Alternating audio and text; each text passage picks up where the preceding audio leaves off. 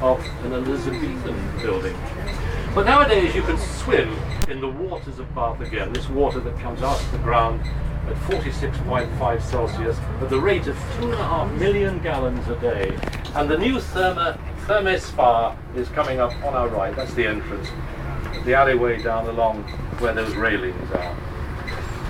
And it's actually got a very romantic pool right at the top of the building. It's a Georgian building that has been reconverted. And this water that the Romans used to bathe in, the Georgian aristocracy used to bathe in, you can now swim in it if you wish. Of course, they do cool the water down a bit because 46.5 Celsius is a little bit hot. But it stays open until 10 o'clock at night, and you can have a moonlight swim right at the top. It's got all kinds of other hydrotherapy as well. Now on our left, this is Kingsmead Square. Quite a nice little square. If you like fish and chips, they're not open today, but it's got wonderful fish and chips. The longest established fish and chip shop in Bath. It's also got a very well established, the longest established Chinese restaurant in Bath as well. So it's quite worth having a stroll around that square. Another famous person who lived in Bath, he came from Hanover in Germany. He was a musician, but his hobby was astronomy.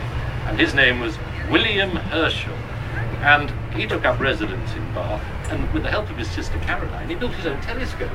Now he lived, when we stop at the traffic lights, right down there. On the left is a street, I don't know whether you can see it at the back of the bus, you can't, but it's called New King Street. And at number 19 New King Street, he set this telescope up in his backyard, and he saw further into space through this telescope than any other living man. And he discovered a new planet. And King George III, he was interested in astronomy as well, and he knighted William Herschel, made him Sir William Herschel. And Sir William Herschel wanted to name the planet after George. But people said, no, that's silly, you can't call a planet George, it sounds ridiculous. I just imagine saying, I was looking through my telescope last night and I saw George.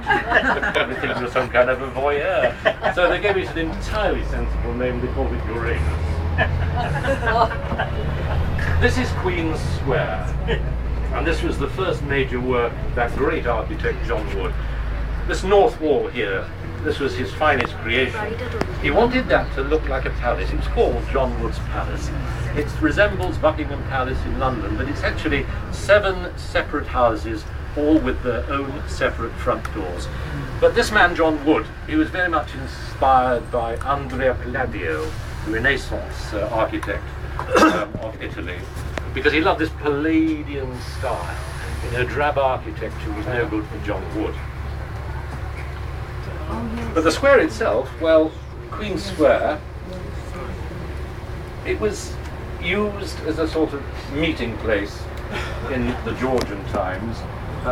The Georgian people would live in these houses, they'd rent them, the lodging houses, with their servants, and it would have a sort of village atmosphere. They would trot around, have a gossip, and have a chat.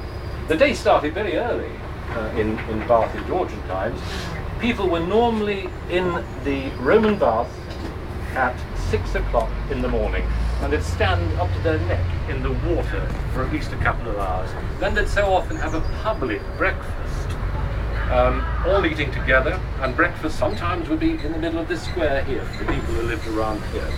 This is the stop if you wanted to have a stroll around the square. There'll be another bus along in 15 minutes. It's also the stop for the Jane Austen Exhibition Centre, which is just a short